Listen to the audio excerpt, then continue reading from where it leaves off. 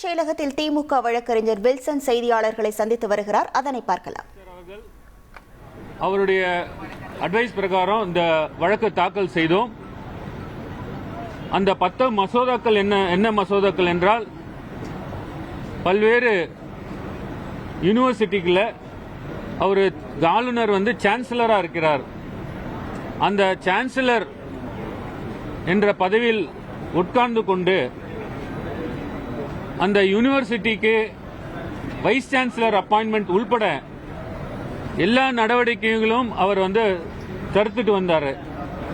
ஆகவே அந்த சான்சலர் பதவியில் நீடிக்கக்கூடாது, அவர் வெளியேற்றி அதற்கு பதிலாக மாநில அரசு அவங்க நாமினேட் பண்றவர்கள் சான்சலராக இருக்க வேண்டும் என்ற மசோதாக்கள், அந்த மசோதாக்கள் ஏற்றி அனுப்பி காலந்தாழ்த்தி வந்ததினால் இந்த வழக்கு தொடரப்பட்டது. அது மட்டுமில்லாமல் ரெமிஷன் ஆஃப் சென்டென்சஸ், அந்த ரெமிஷன் ஆஃப் சென்டென்சஸ் கைதிகள் அவர்களுடைய ரெமிஷன் ஆஃப் சென்டென்ஸ்க்காக அந்த ஃபைல்ஸ் அனுப்பப்பட்டு அந்த ஃபைலையும் எந்த நடவடிக்கையும் எடுக்காம காலந்தாழ்த்தி வந்தது. அது மட்டும் இல்லாமல் Tamil Nadu public service commission appointments உள்பட எந்த ஒரு ஃபைல் அனுப்பினாலும் அதன் மீது நடவடிக்கை எடுக்காமல் காலம் தாழ்த்தி வந்ததினால்தான் இந்த வழக்கு தாக்கல் செய்யப்பட்டது. இந்த வழக்கிலே இன்னைக்கு நான் சொன்ன பிரகாரம் ஒரு லேண்ட்மார்க் ஜட்மெண்ட்ஸ் கொடுத்திருக்காங்க.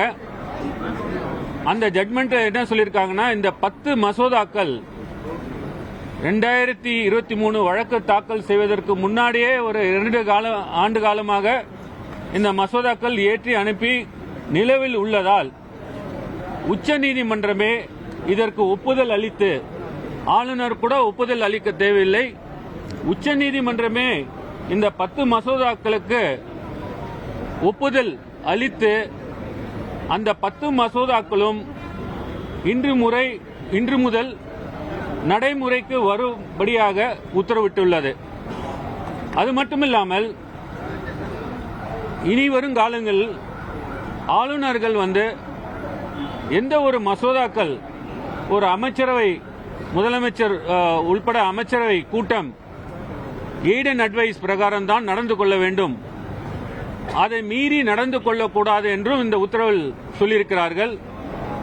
அது மட்டுமில்லாமல் எந்த காலகட்டத்தில் ஒரு ஆளுநர் பிரசிடென்ட்டுக்கு, ஜனாதிபதிக்கு ஒரு மசோதாவை அனுப்பி வைக்கலாம் என்று இந்த வழக்கில் கிளியரா சொல்லியிருக்காங்க.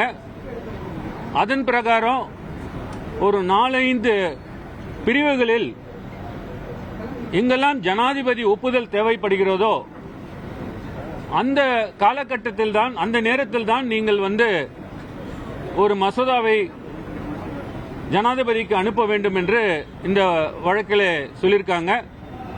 அது மட்டுமில்லாமல் கால நிர்ணயம் செய்திருக்கிறார்கள். ஒரு மசோதா ஒரு ஆளுநருக்கு வந்துவிட்டால் அந்த மசோதா 30 நாட்களுக்குள் நடவடிக்கை எடுக்க வேண்டும். நீங்கள் ஜனாதிபதிக்கு ஒப்புதலுக்கு அனுப்ப வேண்டும் என்று அந்த வழக்கு தீர்ப்பின் பிரகாரம் எப்பெல்லாம் ஜனாதிபதிக்கு அனுப்பலாம் சொல்லியிருக்காங்க. அதன் பிரகாரம் ஜனாதிபதிக்கு அனுப்ப வேண்டும் என்று முடிவு எடுக்கும் பட்சத்தில் 3 மாத காலத்தில் நீங்கள் அனுப்பி வைக்கலாம் அப்படின்னு சொல்லியிருக்காங்க. ஆகவே இந்த வழக்கு ஒரு பெரிய வரலாற்று சிறப்பு மிக்க ஒரு வழக்காகும், ஒரு தீர்ப்பாகும். இந்த வழக்கை தாக்கல் செய்ய வேண்டும் என்று மாண்புமிகு முதலமைச்சர் அவர்கள் தமிழ்நாட்டின் நலன் கருதி உச்சநீதிமன்றத்திலே தாக்கல் செய்தது ஒரு வரவேற்கத்தக்க ஒரு விஷயமாகும். எங்களுடைய முதலமைச்சர் இந்த வழக்கின் மூலம் இந்தியாவில் உள்ள அத்தனை மாநிலங்களுடைய சுயாட்சியை நிலைநாட்டியிருக்கிறார். அந்த வழக்கின் மூலமாக டெமோக்ராட்டிக்லி எலெக்டட் கவர்மெண்ட்ஸ் இனிமேல் கான்ஸ்டிடியூஷன் பிரகாரம் அவர்கள் செயல்படலாம், செயல்பட்டு கவர்னர்கள் இடையூறாக இருந்தால் நீதிமன்றத்துக்கு அணுகலாம் என்று வரலாற்று சிறப்புமிக்க இந்த தீர்ப்பை வாங்கியிருக்கார். இந்த தீர்ப்பு தமிழ்நாட்டுக்கு மட்டுமில்லை, இந்தியாவில் உள்ள அத்தனை மாநிலங்களுக்கும் இது பொருந்தும். ஆகவே வந்து இது ஒரு பெரிய ஹிஸ்டாரிக்கல் ஜட்மெண்ட். இனி வரும் காலங்களில் கவர்னர் காலம் தாழ்த்த முடியாது. அந்த வழக்கில் பார்த்தீங்கன்னா கவர்னருக்கு என்னெல்லாம் அட்வைஸ் கொடுத்துருக்காங்க நீதிமன்றம் பார்த்தீங்கன்னா, ஒரு கவர்னர் வந்து ஒரு ஃப்ரெண்டாக இருக்கணும், பிலாசபராக இருக்கணும், கைடாக இருக்கணும், ஒரு அட்வைசராக இருக்கணும். நீங்கள் ரோட் பிளாக்ஸ் போடுற மாதிரி நடந்து கொள்ளக்கூடாது அப்படின்னு சொல்லி நிறைய அட்வைஸ் கொடுத்துருக்காங்க. ஸோ இந்த ஜட்மெண்ட் வந்து தமிழக கவர்னருக்கு மட்டும் இல்லாமல் இந்தியாவில் உள்ள அத்தனை கவர்னர்களுக்கும் இது பொருந்தும். சார், இப்போ யூனிவர்சிட்டிஸ்க்கு வந்து முன்னாடி வந்து வேந்தரா வந்து கவர்னர் இருக்காங்க. இப்போ இந்த தீர்ப்பின் மூலமா தமிழ்நாடு அரசு நேரடியாக வேந்தர்கள் நியமிக்குமா அல்லது முதலமைச்சரே வேந்தரா இருப்பார்?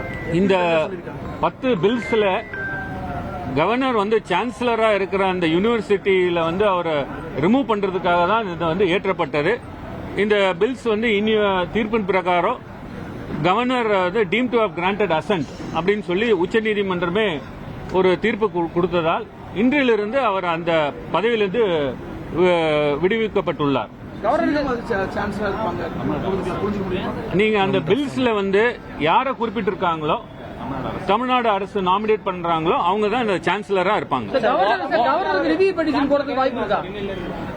இன்னைய தேதியில இன்னைக்கு வந்து அது அட்டார்னி ஜெனரல் நீதிமன்றத்தில் சொன்னாரு. ஆனா வந்து தீர்ப்பு பகரப்பட்டுள்ளது.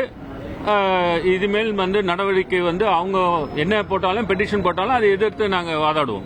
Sir, what about the NEET exemption sir? ஏன்னா what is the court say on bills that are readopted and sent to the... இல்ல, அந்த நீட்டுக்கும் இதுக்கும் சம்பந்தம் இல்லைங்க. இல்ல, அந்த மாதிரி மீண்டும் அனுப்பப்படும் இந்த வழக்குல ஒரு கவர்னர் சட்டத்திற்கு எதிராக வந்து இல்ல ஒரு அமைச்சரையோட அட்வைஸ்க்கு எதிராக அவர் வந்து ஒப்புதல் வந்து நிறுத்தி வைத்தால் அவருக்கு 3 வழிதான் உள்ளது.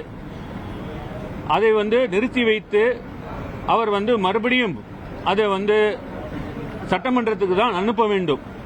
ஒன்று அவர் வந்து பில்லை பாஸ் பண்ணலாம், இல்லை அந்த பில்லை வந்து ஜனாதிபதிக்கு அனுப்பி வைக்கலாம்.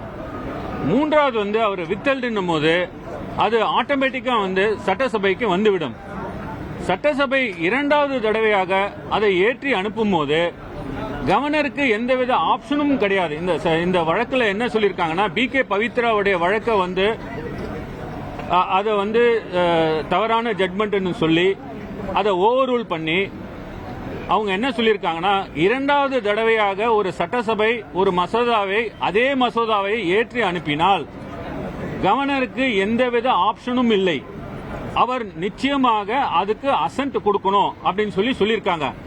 எப்போ வந்து ஒரு கவர்னர் வந்து பில்லை வந்து ஜனாதிபதிக்கு அனுப்பலாம்னா முதன்முறையாக அவருக்கு வரும்பொழுது அந்த நேரத்தில் அவர் வந்து அந்த ஆப்ஷனை உபயோகப்படுத்தி பிரசிடென்ட்டுக்கு அனுப்பலாம். அது ஜனாதிபதிக்கு அனுப்புறது வந்து அவர் கூட ஒரு ரைட் கிடையாது.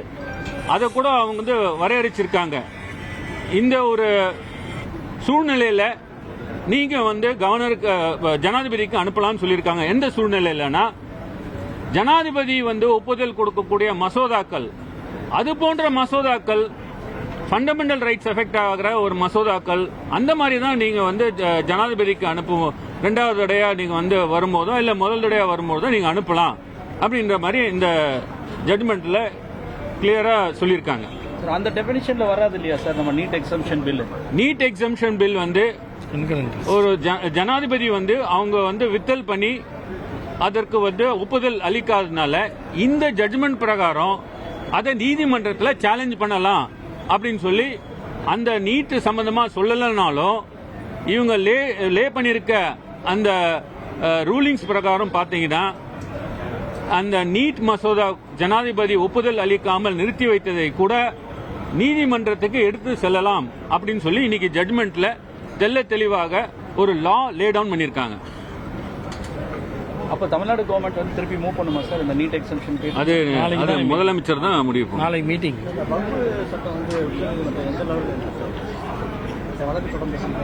அது மாண்புமிகு தமிழக முதலமைச்சர் அவர்கள் அவருடைய அட்வைஸ் பிரகாரம் அது நேற்றுக்கே நாங்கள் தாக்கல் செய்து விட்டோம். அதை மென்ஷன் பண்ணியிருக்காங்க. அதை வந்து வர்ற திங்கட்கிழமை அன்னைக்கு விசாரணைக்கு வர வாய்ப்புகள் உள்ளது. என்னைக்கு வரும்னு தெரியல. உச்சநீதிமன்றம் தேதி என்ன சொல்றாங்களோ அதுக்கு பிரகாரம் வரும் அந்த வழக்கு. நன்றி, வணக்கம். செய்திகளை உடனுக்குடன் தெரிந்து கொள்ள உடனே சப்ஸ்கிரைப் பண்ணுங்க.